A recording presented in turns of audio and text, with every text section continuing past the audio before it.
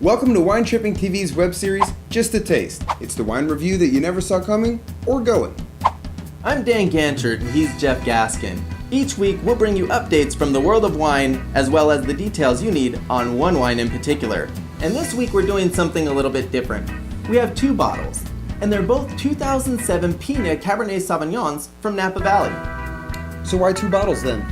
Well, they come from different vineyards. One comes from the Diadamo vineyard, and the other one comes from the Buckeye vineyard. This is so cool to have them side by side, because essentially what you have is, you have the exact same varietal, the exact same winemaker, the same appellation, Napa Valley, but you have two different wines. And it's a really good opportunity to taste the subtle differences between two wines that come from different vineyards. Now, they may or may not have been treated differently because they came from different places. Kind of like our public school system. No. Because a winemaker's only goal is to take the grapes and make great wine. Public school's goal is to take the students and make great swine. You know, pork, big spending, large administration. You might want to get back to the wine. Okay, let's do it. The 2007 Diadamo Cabernet is an opaque ruby purple color. The wine exhibits aromas of black cherry, huckleberry, and mocha. The sweet, ripe fruit coats the palate and is followed by layers of oak and vanilla.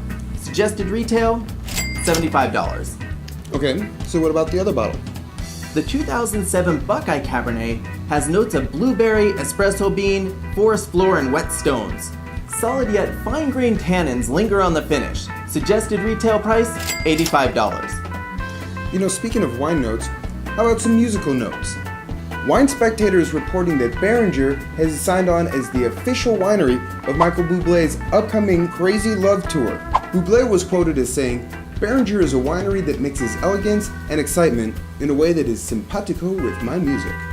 Oh, so what he's really saying is Beringer was simpatico to sponsor his tour. Well, hey Beringer, we'd like to get a little simpatico.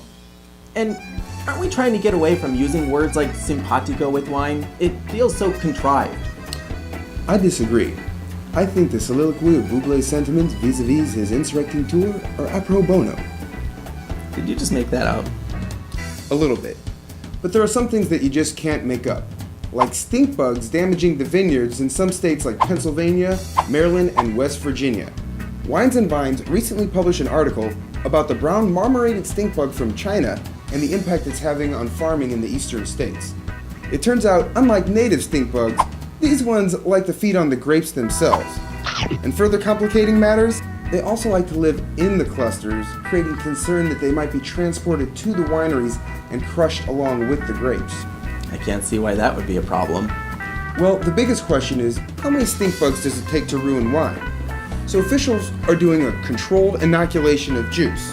As I understand it, they're adding the stink bugs at various levels and then tasting it to determine at what point they impart from the trademark off flavors, sometimes described as citrusy and piney. Piney.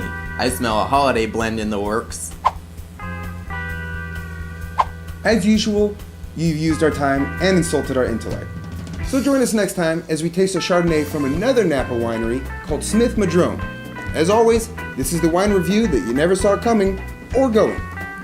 Thank you for watching Just a Taste. For Jeff Gaskin, I'm Dan Ganchert. Now go wine tripping.